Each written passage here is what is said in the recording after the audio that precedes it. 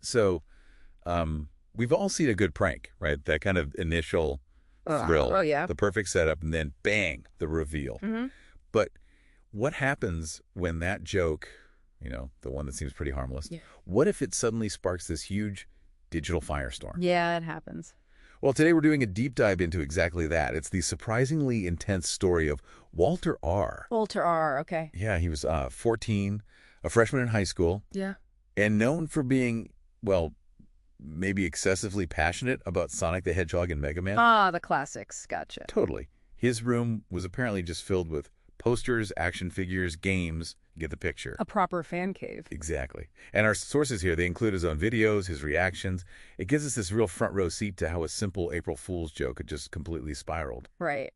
And what's really fascinating here, I think, is just how fast something lighthearted can flip into this battleground of opinions online. It's wild. It really is. It often happens because, online you lose all those immediate social cues you get face to face. Misunderstandings just escalate like crazy. Especially in passionate communities. Exactly. So our mission, really, in this deep dive is to figure out, what does Walter's story tell us about these online communities, about that very fine line between what's funny and what's offensive, and just how intense fan bases can get. Okay, so let's set the scene. It's April Fool's Day. Walter decides, okay, time for a prank. Uh-huh. He tells his friends, his followers, all very excited sounding, that he's finally going to play The Legend of Zelda, Breath of the Wild. Okay. A game he secretly couldn't stand. Profoundly disliked it, apparently. So his friends, Yeah. genuinely excited, thinking maybe he's finally seen the light, turned a new leaf. Right, right. You can almost feel the collective groan coming when the truth drops. Oh, yeah. So instead of actual gameplay, Walter posts this YouTube video, title, Playing Breath of the Wild for the first time. But it wasn't gameplay. Not even close. No, it was a diss track. Yeah, basically a video just criticizing or, making fun of something. In this case, aimed squarely at Breath of the Wild and its sequel, Tears of the Kingdom. And he even used footage of Sonic the Hedgehog His favorite character, naturally. dancing to the Rickroll theme. That Eh. classic internet bait and switch. Yep, the Rick Astley special. And the captions were all humorously criticizing the games. It seemed pretty clear it was meant to be a joke, all in good fun. Seemed clear. But this is where things took that turn. Right, the unexpected part. That video, it went viral. And the comment section, well, it just exploded instantly. Oh, good. Fans of Breath of the Wild were, let's just say, not amused. Understatement. Big understatement. They just flooded the comments. Super negative feedback, expressing intense hatred for Sonic, for Stega, for everything related. Wow. So it wasn't just about the Zelda game anymore. No, it became this whole other thing. The dissenters were just incredibly vocal, relentless. The comments turned into a genuine battleground. And Walter's reaction, initially. Well, at first he was kind of amused by it all. Oh. I mean, Yeah, you pull a prank, you expect some reaction. Yeah. Maybe even enjoy it a little. It's kind of human nature. sure.